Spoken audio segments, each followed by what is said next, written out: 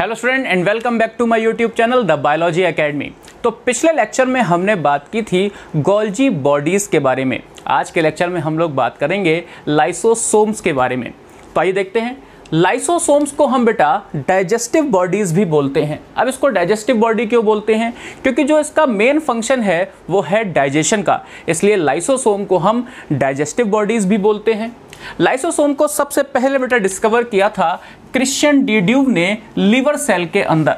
Lysosome first discovered by Christian de Duve in liver cells, found in all eukaryotic cell.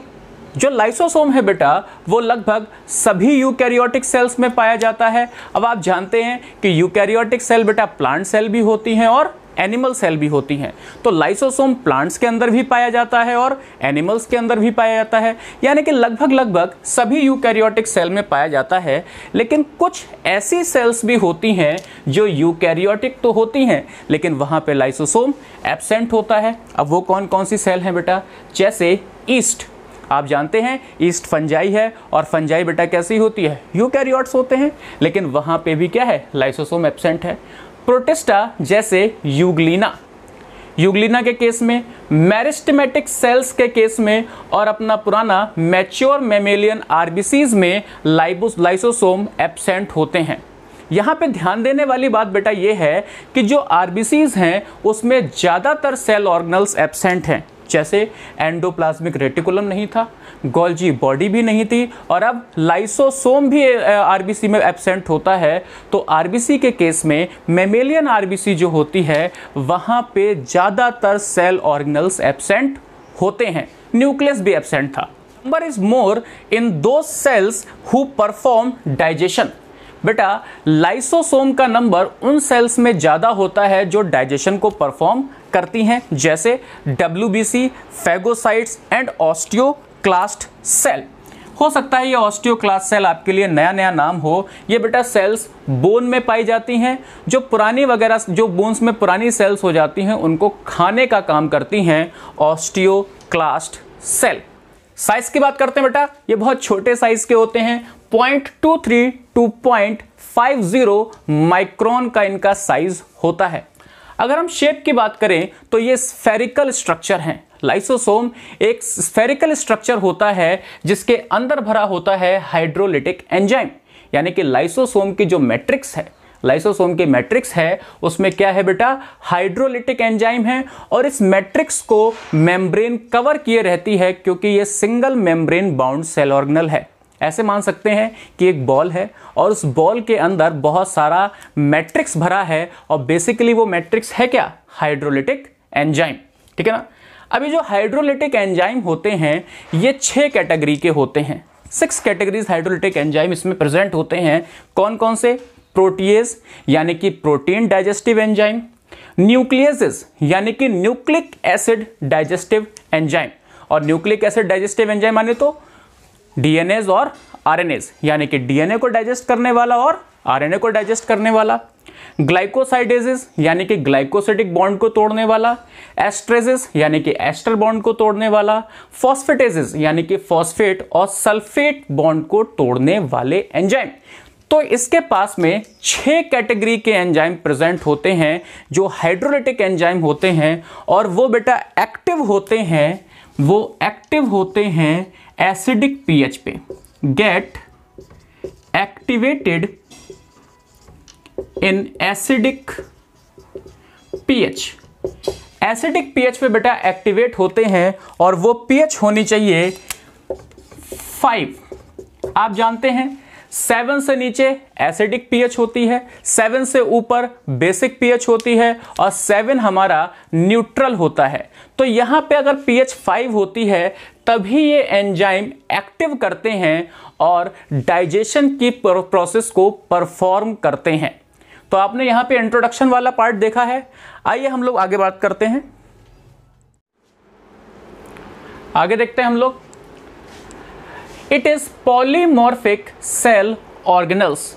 ये जो cell organelle है बेटा ये polymorphic type हैं। और पॉलीमॉर्फिक का मतलब क्या होता है? बहुत सारी फॉर्म्स में प्रेजेंट होते हैं, बहुत सारे तरीके से प्रेजेंट होते हैं, इसलिए इसको हम बोलते हैं पॉलीमॉर्फिक सेल ऑर्गेनल। जो लाइसोसोम है बेटा, जो लाइसोसोम है उनको 4 पार्ट्स में क्लासिफाई किया गया है। लाइसोसोम्स को 4 पार्ट्स में क्लासिफाई किया गया है बेटा। सबसे पहला कौन सा है? प्राइमरी लाइसोसोम, फिर है बेटा सेकेंडरी लाइसोसोम, फिर है रेजिडुअल बॉडी या टर्शरी लाइसोसोम। ठीक है ना? कौन कौन से पार्ट हैं? Primary lysosome, secondary lysosome, residual body या टर्शरी लाइसोसोम, और उसके बाद में चौथा है ऑटोफेजिक वैक्यूल्स और ऑटोसोम्स। तो लाइसोसोम को बेटा 4 पार्ट्स में क्लासिफाई किया गया है। आइए हम लोग डिटेल में पढ़ते हैं कि ये 4 पार्ट कौन से हैं। डिटेल में बात करते हैं हम लोग। तो सबसे पहले बात करते हैं प्राइमरी लाइसोसोम्स के बारे में। जो बेटा ये प्राइमरी लाइसोसोम है, मैंने आपसे कहा कि जो लाइसोसोम्स हैं उनके अंदर हाइड्रोलिटिक एंजाइम्स होते हैं। अब ये हाइड्रोलिटिक एंजाइम एक्टिवेटेड भी हो सकते हैं और इनएक्टिवेट भी हो सकते हैं। तो जो प्राइमरी लाइसोसोम है बेटा, इनके पास में इनएक्टिव हाइड्रोलिटिक एंजाइम होता है। ये जो प्राइमरी लाइसोसोम है इनके पास में क्या होता है? इनएक्टिव हाइड्रोलिटिक एंजाइम होता है, क्योंकि ये बेटा फॉर्म होते हैं गोल्जी बॉडी से। मैंने आपको बताया था कि गोल्जी बॉडी में जो सिस्टर्नी है, ठीक है ना, ध्यान कर लेते हैं हम लोग। ये बेटा सिस्टर्नी थी, और मैंने आपसे कहा था जो ये सिस्टर्नी होती हैं ये साइड में बेटा क्या हो जाती है? स्वेल अप हो जाती हैं, और स्वेल होने के बाद में ये बेटा वैक्यूल के फॉर्म में अलग हो जाती हैं। ठीक है ना? जो ये सिस्टर्नी है ये स्वेल हो जाती हैं साइड से, और ये वैक्यूल के फॉर्म में अलग हो जाती हैं, और जो ये अलग होती हैं वैक्यूल के फॉर्म में, ये फॉर्मेशन करती हैं प्राइमरी लाइसोसोम्स का। तो बेटा जो प्राइमरी लाइसोसोम है बेसिकली उसका फॉर्मेशन किसने किया है? गोल्जी बॉडी ने किया है। ठीक है ना? तो प्राइमरी लाइसोसोम बेटा कंटेन करता है इनएक्टिव एंजाइम, और इसका फॉर्मेशन होता है गोल्जी बॉडी से। बात करते हैं सेकेंडरी लाइसोसोम की। सेकेंडरी लाइसोसोम को हम हेट्रोफेगोसोम्स भी बोल सकते हैं। सेकेंडरी लाइसोसोम को हम बेटा क्या बोल सकते हैं? हेट्रोफेगोसोम्स बोल सकते हैं। अब इसको हेट्रोफेगोसोम्स क्यों बोलते हैं ये थोड़ी देर बाद आपको पता चलेगा। तो सेकेंडरी लाइसोसोम को हम क्या बोल सकते हैं? हेट्रोफेगोसोम। और ये बेटा कॉम्बिनेशन होता है primary lysosome plus food. Primary lysosome और फूड पार्टिकल या फिर कोई भी फॉरेन पार्टिकल जब आपस में कंबाइंड होता है तब बेटा फॉर्मेशन होता है सेकेंडरी लाइसोसोम का, और ये कंटेन करता है एक्टिवेटेड एंजाइम। ये क्या बेटा कंटेन करता है? एक्टिवेटेड एंजाइम को कंटेन करता है। जैसे आइडिया ले लेते हैं, थोड़ा आगे की कहानी बढ़ती जाएगी यहाँ से। जैसे मान लीजिए ये एक सेल है, ये एक सेल है, और इस सेल के अंदर पेनिट्रेट होके एंडोसाइटोसिस के थ्रू एक फूड पार्टिकल आया। ये क्या है बेटा? फूड पार्टिकल है। एंडोसाइटोसिस के थ्रू यहाँ पे ये सेल के अंदर आ गया। अब ये बेटा लाइसोसोम है। ये क्या है? लाइसोसोम है, और इसमें बेटा इनएक्टिव एंजाइम भरा हुआ है। ये लाइसोसोम है। ये लाइसोसोम इस फूड पार्टिकल के पास जाएगा और इस फूड पार्टिकल से जाके अटैच होगा। जब ये फूड पार्टिकल से जाके अटैच होगा तब इस फूड पार्टिकल को डाइजेस्ट करने के लिए, या फूड पार्टिकल नहीं तो कोई भी फॉरेन पार्टिकल को डाइजेस्ट करने के लिए जो इसके इनएक्टिव एंजाइम थे वो एक्टिव हो जाएंगे। और जब वो एक्टिव हो जाएंगे तब इस समय हम इस लाइसोसोम को बोलते हैं सेकेंडरी लाइसोसोम। क्या बेटा?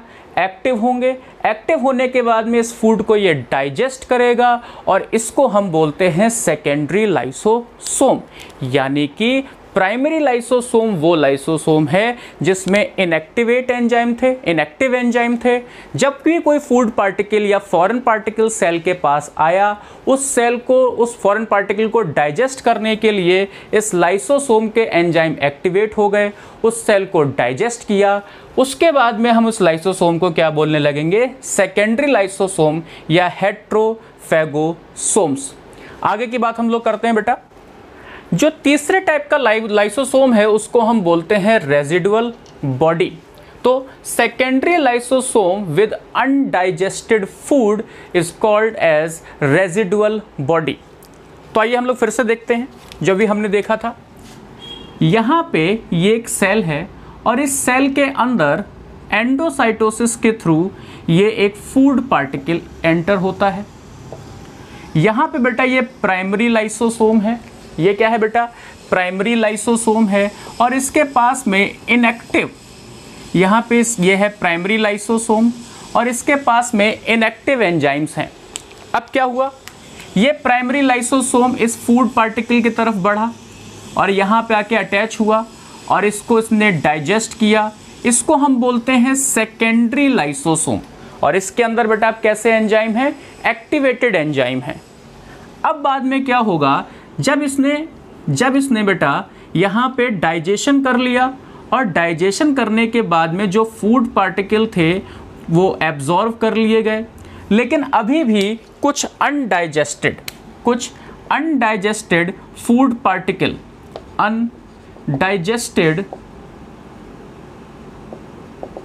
अनडाइजेस्टेड फूड पार्टिकल यहाँ पे प्रेजेंट है। अब इस लाइसोसोम को हम बोलते हैं टर्शरी लाइसोसोम। इसको हम बेटा क्या बोलते हैं? टर्शरी लाइसोसोम बोलते हैं। यानी कि सबसे पहले बेटा कौन सा लाइसोसोम था जिसके पास में इनएक्टिव एंजाइम्स थे? वो था प्राइमरी लाइसोसोम।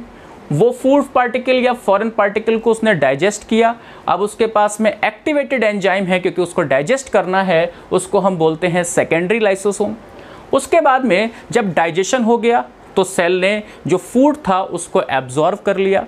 अब जो वेस्ट मटेरियल था, जो अनडाइजेस्टेड फूड है, वो उस लाइसोसोम के अंदर है। इसको हम बोलते हैं रेजिडुअल बॉडी या टर्शरी लाइसोसोम। ये टर्शरी लाइसोसोम बेटा फिर से कहाँ जाता है? ये सेल के पास में जाता है और जितना भी अनडाइजेस्टेड फूड मटेरियल था उसको सेल से बाहर कर देता है और ये प्रोसेस लगातार चलती रहती है। ठीक है ना? तो ये क्या है बेटा? Lysosome with undigested food is known as residual body या tertiary lysosome. And what is special about autophagosome? And it is very important. देखते हैं, the autophagic vacuole formed by lysosome which digest intracellular structure like mitochondria and endoplasmic reticulum and even sometime whole cell. आपने बचपन में पढ़ा होगा कि lysosome को हम बेटा ना आत्महत्या का थैला बोलते हैं। ठीक है ना? सुसाइडल बैग बोलते हैं। तो जो सुसाइडल बैग या आत्महत्या का थैला बोलते हैं वो बेसिकली बेटा 4th टाइप का राइबोसोम होता है जिसको हम बोलते हैं ऑटोफैगोसोम्स।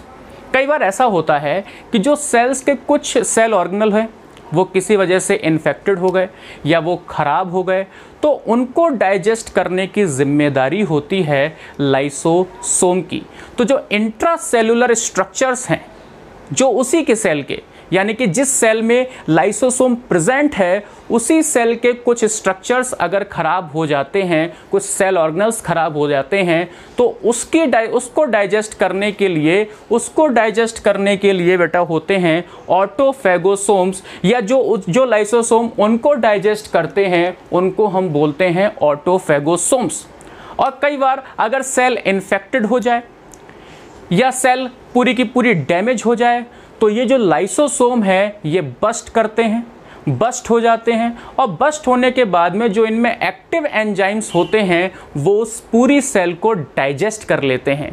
तो जिस सेल में ये खुद है उस सेल को बेटा डाइजेस्ट कर लिया, उस सेल को मार डाला, इसीलिए बेटा ऑटोफैगोसोम्स को हम सुसाइडल बैग्स के नाम से भी जानते हैं। ठीक है ना? तो आपने देखा जो लाइसोसोम है बेटा वो 4 तरह के हैं: primary lysosome, secondary lysosome, residual body और ऑटोफैगोसोम्स। आइए हम लोग बात करते हैं कुछ और इंटरेस्टिंग कैरेक्टर्स के बारे में। बेटा आगे की बात करते हैं। यहाँ पे 2 टर्म हैं बेटा, एक है स्टेबलाइजर और एक है लेवलाइजर। ये बेटा बहुत बार एम्स में और नीट में पूछी जा चुकी हैं, तो आइए बात करते हैं इनकी। स्टेबलाइजर्स क्या होते हैं? Substances which give stability to lysosomal membrane। ऐसे सब्सटेंस जो लाइसोसोम की मेम्ब्रेन को स्टेबिलिटी देते हैं उनको हम बोलते हैं स्टेबलाइजर, जैसे कोलेस्ट्रॉल और कॉर्टिसोन। ठीक है ना? तो यहाँ पे क्या है? कोलेस्ट्रॉल और कॉर्टिसोन। दूसरा देखिए लेवलाइजर। देखो स्टेबलाइजर नाम से पता चल रहा है स्टेबिलिटी देते हैं, तो लेबलाइजर क्या करते हैं बेटा, जो स्टेबिलिटी है उसको डिस्टेबलाइज करते हैं, ठीक है ना। जो मेम्ब्रेन है उसको डिस्टेबलाइज करते हैं, लाइसोसोम की मेम्ब्रेन को डिस्टेबलाइज करते हैं। और बेटा वो कौन कौन करते हैं, जैसे विटामिन ए डी ई के, UV rays, progesterone hormone, testosterone hormone, तो ये सारे जो बेटा हैं ये है लेबलाइजर। ये जो मेम्ब्रेन होती है लाइसोसोम की उसको क्या करते हैं, डिस्टेबल करते हैं, यानी कि वहाँ पे जो उसकी स्टेबिलिटी है उसको कम करते हैं। आइए हम लोग बात करते हैं फंक्शंस ऑफ लाइसोसोम के बारे में। ये हम लोग बात करते हैं फंक्शंस के बारे में। तो देखिए बेटा, सेल्यूलर डाइजेशन यानी कि इंटरसेल्यूलर डाइजेशन जो होता है, यानी कि जो सेल्स के अंदर सेल ऑर्गेनल हैं उनको डाइजेस्ट करता है, ठीक है ना, जैसे एंडोप्लाज्मिक रेटिकुलम और गोल्जी बॉडी वगैरह मैंने आपको बताया है। उसके बाद में देखते हैं डाइजेशन ऑफ एक्सटर्नल पार्टिकल, जो भी फूड पार्टिकल हो या जो भी एक्सटर्नल पार्टिकल हो यानी कि फॉरेन पार्टिकल हो उनको डाइजेस्ट करता है। Lysosome of sperm digest egg membrane. आप जानते हैं जो स्पर्म में बेटा लाइसोसोम्स प्रेजेंट होते हैं वो एग की मेम्ब्रेन को डाइजेस्ट करते हैं। तो lysosome of sperm digest egg membrane. Destroy carcinogens. आप जानते हैं कार्सिनोजन वो एलिमेंट्स होते हैं जो कैंसर कॉजिंग हो, तो ये उनको डिस्ट्रॉय करता है। और डिफेंस यानी कि सेल को बेटा सुरक्षा प्रोटेक्शन देता है। ये सारे फंक्शंस होते हैं लाइसोसोम के। तो हमारे लेक्चर में लाइसोसोम खत्म हुआ। अगले लेक्चर में हम लोग आगे की बात करेंगे। तब तक के लिए stay safe and stay healthy. जय हिंद।